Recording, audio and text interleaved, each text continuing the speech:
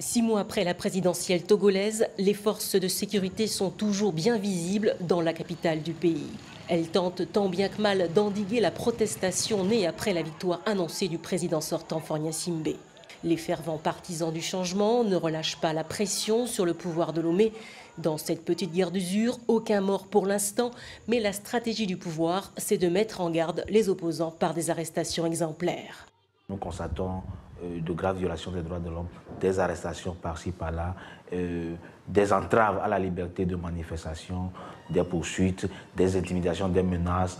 Sur la centaine d'arrestations, une dizaine de personnes est encore en prison. Dernier fait d'armes des forces de sécurité, l'arrestation en pleine rue de Kofi Folikpo, farouche opposant de passage au Togo, jusque-là très actif en Europe, très connu pour ses diatribes à l'égard du pouvoir togolais. Sa famille désemparée craint le pire. Officiellement, on lui reproche d'avoir insulté un agent au moment où il était appréhendé. Vraiment, je m'inquiète surtout sur sa vie et sa santé. Avec les avocats au Togo ici, c'est de l'argent. Si tu veux prendre un avocat, mais il faut des centaines de mille.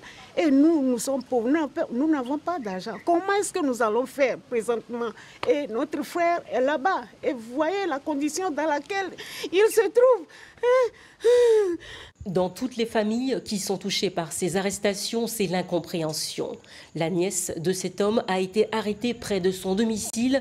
Peu de temps avant, elle participait à une manifestation. À son retour maintenant, quand elle est arrivée à la maison, c'est là où on l'avait poursuivi. Donc on a arrêté un monsieur à côté ici quand elle était sortie.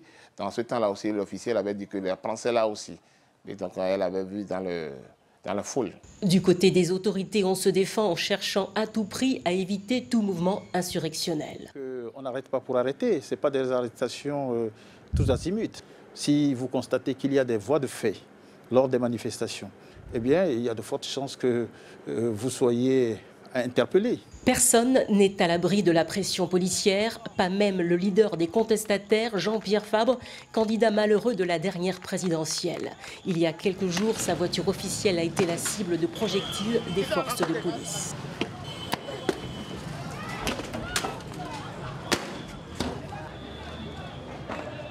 S'ils veulent m'abattre, ils me verront, ils auront tout le loisir de m'abattre. Mais je serai toujours devant eux. Ils ne réussiront pas à m'intimider et encore moins à me faire peur. Depuis ce mercredi, la tension est encore montée d'un cran. Le chef de l'opposition a été brutalisé par les forces de sécurité alors qu'il se rendait à une veillée de prière.